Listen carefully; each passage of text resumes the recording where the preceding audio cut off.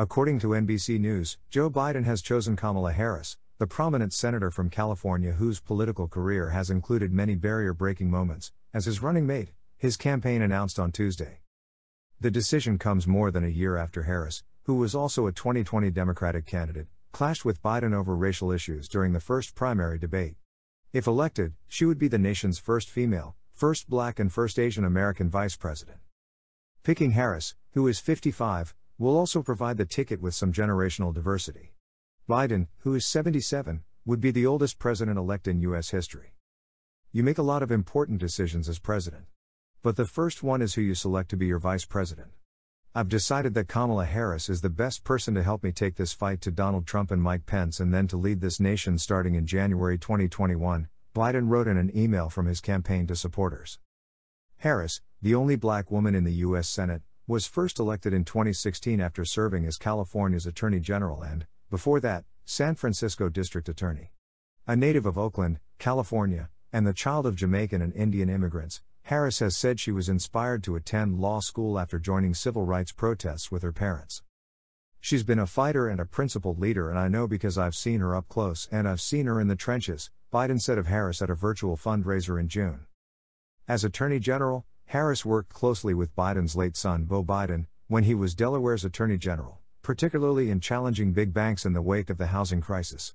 In her book, The Truths We Hold, An American Journey, Harris says the pair talked every day, sometimes multiple times a day. Because of their friendship, Harris' attack on Biden during the first Democratic primary debate, for his record on busing and working with segregationists, came as a shock to the Biden campaign, his family and the candidate himself. I was prepared for them to come after me, but I wasn't prepared for the person coming at me the way she came at me. She knew Beau, she knows me, Biden said in an interview later that summer. He said Harris had mischaracterized his position. The surprise and backlash of that debate moment in Miami was still top of mind for Biden's wife Jill as recently as March. The former Second Lady said in a virtual fundraiser, "Our son Beau spoke so highly of her and how great she was. And not that she isn't. I'm not saying that. But it was just like a punch to the gut. It was a little unexpected." Both Biden and Harris allies have acknowledged that, in the months after she left the race, Harris has given her full support to the Biden campaign. She has often campaigned virtually for Biden, holding joint fundraisers with the candidate and roundtables around issues like the racial disparities in coronavirus cases and protecting the Affordable Care Act. In a June virtual fundraiser, she raised $3.5 million for the campaign. Woman who filmed Florida police officer drawing gun during pullover arrested after failing to return vehicle. Harris was praised for her pointed questioning of Attorney General Bill Barr and Supreme Court Justice Brett Kavanaugh during their respective confirmation hearings, highlighting her record as a prosecutor. But her record as a prosecutor, especially on issues like marijuana convictions and truancy, has also been a source of criticism, especially from younger, more progressive voters. Harris has faced pushback in recent weeks from some Biden allies who said the former presidential candidate is too ambitious, criticism that many were quick to point out was sexist. "Our campaign is full of ambitious women going all out for Joe Biden," Biden's campaign manager Jen O'Malley Dillon said in a tweet.